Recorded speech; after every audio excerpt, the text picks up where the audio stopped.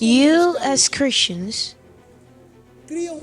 create an interference to the manifestation of the power of God and interrupt glorious experiences with God for being listening to comments of men and women who have never studied the Word, who are not even saved. And because you want to be good with everyone, you don't want to be taken badly, you end up having your faith being weakened because those who are at the lower part of the mountain are not seeing what you see in the top. So you're now beginning to live the reality of those who are in the first grade while you're in the 12th grade. I discovered that many Christians are idolaters. They venerate what is already dead. God used great men as Billy Graham. He used great men as William Bonke, great men as Ernest Angel, great men as T.B. Joshua. The same God stopped using people today? What's the problem there?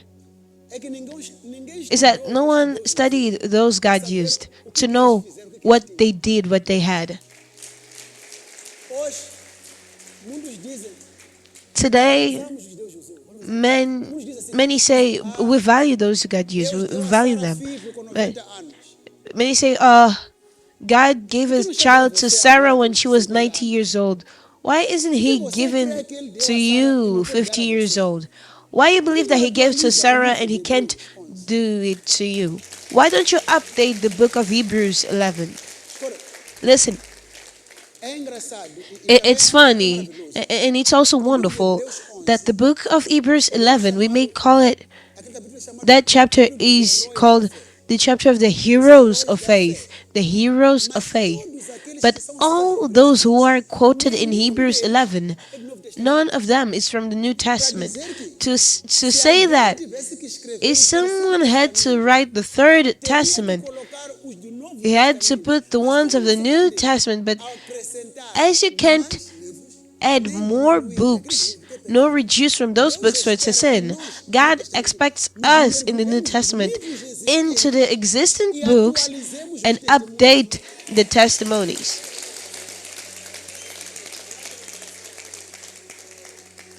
So it may be said that the God of the Bible visited us in the 21st century, working in our midst the same things that we heard that He did in the time where the Bible was written. That's why He said, I am the Lord, I don't change. He is the same. You as Christians create an interference to the manifestation of the power of God and interrupt glorious experiences with God for being listening to comments of men and women who never studied the Word, who are not even saved. And because you want to be good with everyone, you don't want to be taken badly, you end up having your faith being weakened. Because those who are in the bases of the mountain, they're not seeing what you see on the top. So you're beginning now to live the reality of those who are in the first grade while you're in the 12th grade.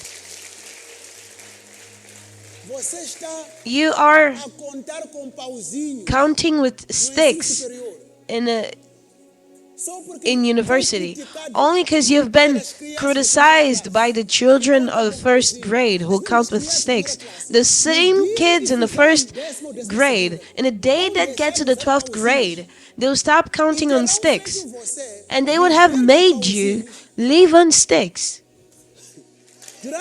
for many years. I'm saying, part of those who criticize the move of God do it because they are not saved. In the day they are saved, they'll want to live what you stopped living when they criticized you. Then you must have a personal revelation of Jesus. You must have a revelation that brings you conviction. If you don't want to be manipulated, you must be as the Christians of Berea, who, as Paul taught, they verified in the Bible to see if it's in agreement to scriptures or not. We gave you the daily devotional. That's for you to have how to study the Bible and know the Bible. I don't want to make you hostage and dependent on Onório Cutane. I want you to know the Jesus who I serve and have an intimate relationship with Him personally. You see? You see? I'm not your God. We all have the same God. I'm not your God.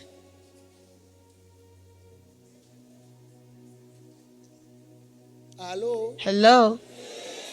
I am not your God. I am not your God. Not your God. I am not your God.